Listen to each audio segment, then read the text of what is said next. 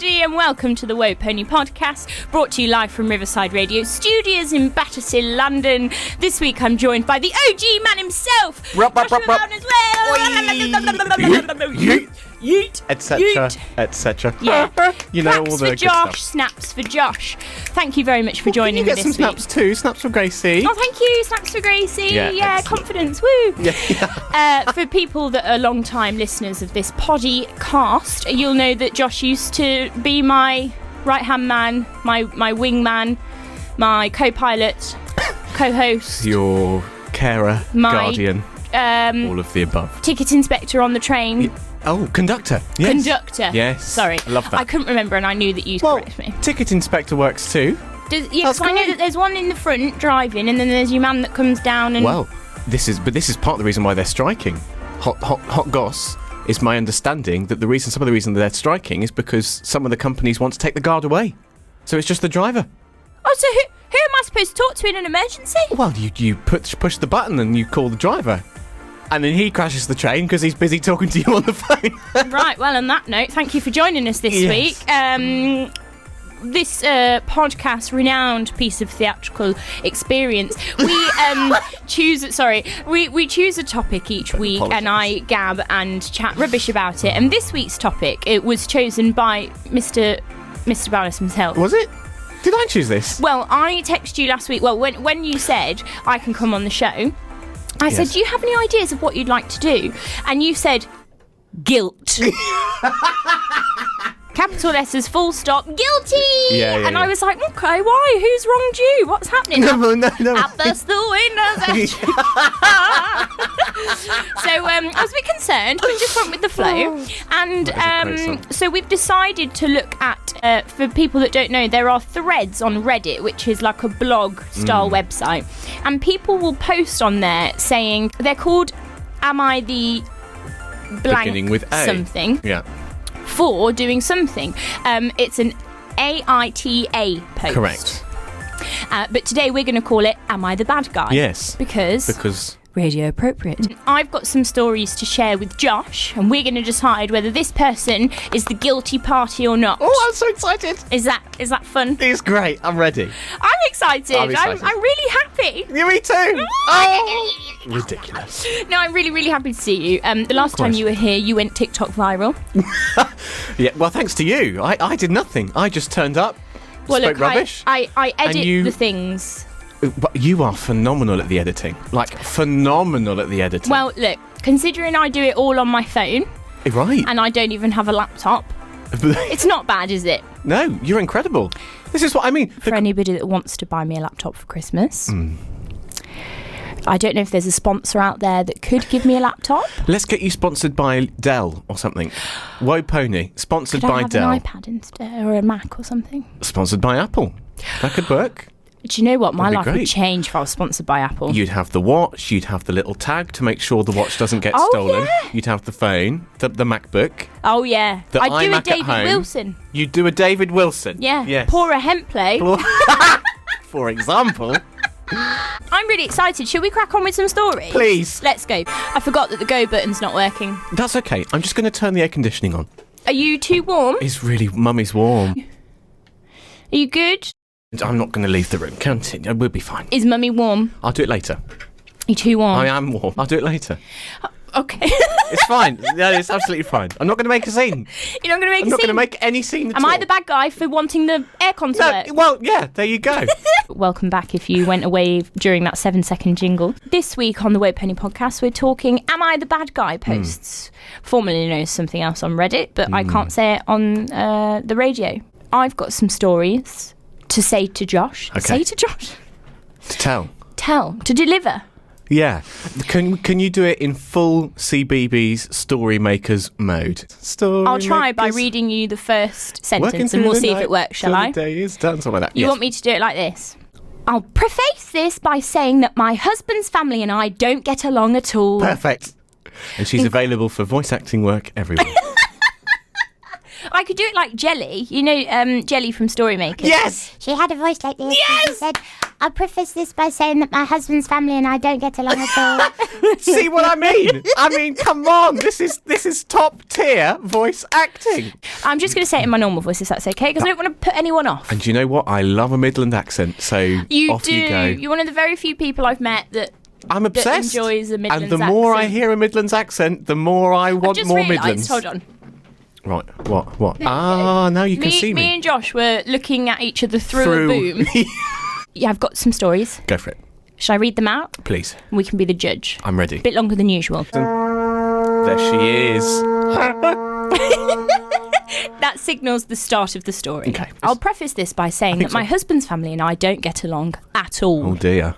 Not a good start. We're rarely ever on good terms. And for my mental health, I decided to put distance between us, especially after I was blamed for my most recent miscarriage, which happened about 3 months ago. The family are blaming her for her miscarriage. My husband can still see and visit them whenever he wants. But for me, I don't attend any of their events, not even Thanksgiving nor Christmas. My husband's 30th birthday was 2 days ago.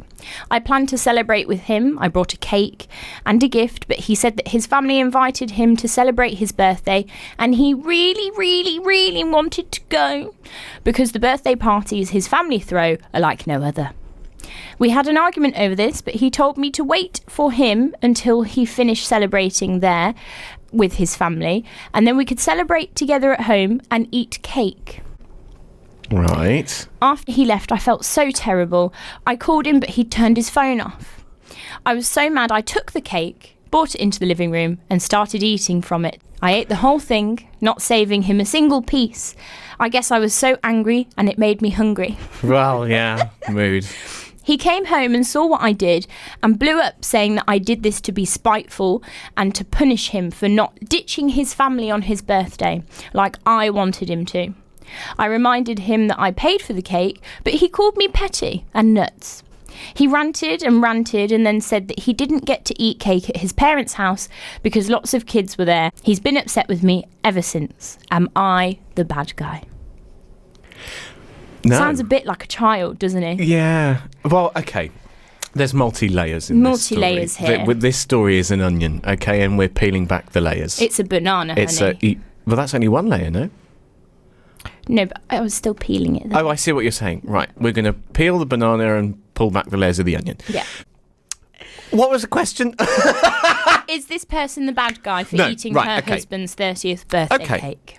Well, is that the question, or is she commenting on the whole situation? Bit of both, possibly. Well, so the title that this person had put at the post is, "Am I the bad guy for eating my husband's entire birthday cake by myself?"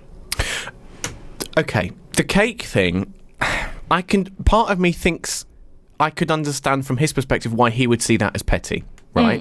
Because of the argument that they'd had previously. Yeah. However, if I was this female of the species, who I assume, in this relationship, I'm with someone whose family are not nice people, who blame me for a miscarriage. What on earth? Yeah. How ridiculous. Utterly ridiculous. You know. He'd also turned his phone off. Right.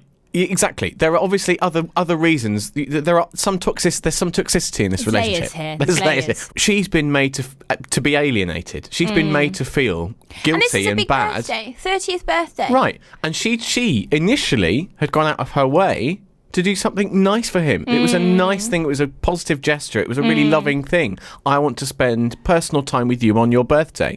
That's a wonderful thing, right? And I feel like he could have handled this slightly better. If I was her in that relationship, because she's not mentioned this, but do we know if he's been supportive throughout this whole miscarriage thing? I mean, because if he hasn't, his own family is blaming her, right, I'm going to assume not. Not exactly this. Why is he not going to his family and being like, sorry, but I love you and, you know, I respect everything and I love the party, etc., etc. But this is my wife. This is my wife. Yeah. And you need to stop treating her like dirt. Yeah. So yeah, I'd probably sit there and eat the entire cake. If I'd have sat there annoyed and upset, okay, I planned something and he's going to go with his family, okay, I could probably get over it. Yeah. But then the fact that his phone is off and I'm trying to call him to apologise, yeah, I'd sit there and I'd get that cake and I'd get a shovel. Yeah. And it would be gone. Yeah. I can understand that is petty and, like, you know, but he doesn't need to cry about it. Yeah, it's a cake. Like, get over I didn't get any cake because all the kids had it. Literally. What's more important, the birthday cake or your relationship with your wife and how she feels? So, no, you are not the bad guy for eating the birthday cake. Thank you. Next. I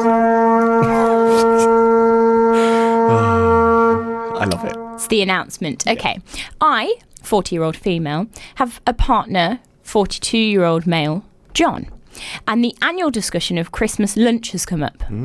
John has 4 siblings, all of which have 3 kids, and we have 2 of our own as well, who are 22 and 1 is 3. There were so many numbers in that Yeah, I know, sorry. He doesn't really get to see his siblings much since he works 9 to 5 and is also getting his degree, as well as his siblings all being busy with their own lives. We had discussed this before, and I was adamant that we would not be hosting lunch this year for everyone. We have done it for the past 5 years. Our house is small and his siblings' children are loud and messy. My eldest daughter also agrees and wants a nice, quiet Christmas with us and her sister. My husband said that was fine with him at the time. I've recently learned, via my daughter, in the group chat, that John and she is in for the World Cup. He has agreed to host a small lunch for everyone on Christmas. I will admit that I was very annoyed, and I didn't hide it. He called me selfish and said that it was a nice thing to do for everyone and that he wants to do this. I called him out on the fact that he makes our eldest prep and cook everything, and she wakes up at 7 a.m. just to do this, and it's not fair to go back on his word. If he wanted to see any of his siblings that badly, he would arrange a day and drive to see them. He never sees my in-laws or relatives at Christmas. We have a similar amount of siblings. He said that we would talk about it another time, has been giving me the cold shoulder since. Am I the bad guy? I don't think so, because I can just imagine stereotypical husband has said, yeah, sure, come over, getting the eldest daughter to do everything. Obviously, it's no bother for him, because he's just going to He's just going to sit there and have a chat with his family. family. Have a chat with his brothers and sisters, How dare eat all you? of his daughter's food, and then fall asleep on the sofa. And I bet it's an entitlement thing. I bet he thinks, she's my daughter, she can do it. Yeah. Because I've said that she needs to do it. But she wanted a quiet And Christmas. she wanted that's how sad is that? Yeah. How sad is that? But they don't make the effort to go see her family. Right. They're not making the effort to see her family. And also, why are the family not hosting anything? If they've been doing it for 5 years, it's someone else's turn. Oh, yeah. What's the problem? I don't see the problem either, Josh. No, he's not the bad guy. You're not the bad guy, She's not the bad guy. milady. Yeah, she's Your not the bad guy. husband is. Thank you, Vuvuzela. My husband invited me to his friend's annual Christmas party, and I immediately said no. Me and his friend Alice have had bad blood since my husband and I first got together. I learned Alice has badmouthed me every time he went over to visit or have drinks with her, as when he got back, he'd always be picking small fights or bringing up potential issues that didn't even exist. Alice was the centre of their friendship group as well, so all of the women shied away from me, and I learned that she was gossiping about me to them too. What's this Alice's problem? I told Mitch that he should stand up for me around her, and he did. He told her he didn't want to hear any more of her opinions about me, but she didn't stop talking to all the rest of their friendship group. I didn't want him to lose all of his friends. He's a great guy, so I sucked it up and kept going to all of these functions, hoping to show them that I wasn't the bad person, and that it worked out for the most part, apart from Alice, who still acts cold and demeaning towards me. Their friendship group has since separated as people have moved away for work or for family, and only a few of the group remain. Mitch keeps inviting me to these events, but since I have had to interact with Alice more and more, I've been limiting the number of events I attend. Honestly, I hoped at some point Alice would come around to me or even apologise for her past action, but nothing has changed. I got tired of feeling unwelcome around her, and so told Mitch I was done to going events that she's at. Anyways, this has come to a head with Alice's Christmas annual party. My husband really wants me to go, and even invited some of my friends to the party in order to get me to come. But I'm done. I can see Alice is nice to other people, but she's made it clear that I'm not her friend, and so I would rather spend the evening alone than go. My husband is saying that Alice has lost most of her friends and is in an unhappy relationship, and only ever said the stuff she did out of jealousy and pettiness, and I should be the bigger person and go, but I won't budge. So am I the bad guy for not going to my husband's friend's Christmas party? No. No. No, you're not. No, you're not. not. Even remotely close. Not even remotely close. Because, and I'm not being funny, but if he has got the audacity to turn around, she's had a really tough time. Oh, yeah, she's in an unhappy relationship. Oh, she's lost all her friends. I wonder why she's lost all her friends if that's how she treats people. Honestly. Bye, Felicia. What is it with husbands that are so easy to sway? Why don't they sit there and go, excuse me, can you stop bad-mouthing my wife? That's my wife, if you're really my friend. Yeah. This Alice better have good banter for you to be putting up with that. Wow. Why would you want to be friends with someone that's bad-mouthing your wife? I don't understand. Don't you love your wife? Yeah, what is the... I don't get that mentality that's okay and that's allowed to happen. No, I wouldn't go. If you feel uncomfortable every single time, clearly this Alice person is in love with the husband. Clearly. I mean, you know. And on that note, let's go to the 1:30 adverts. Okay. Oh, the button's not wagging.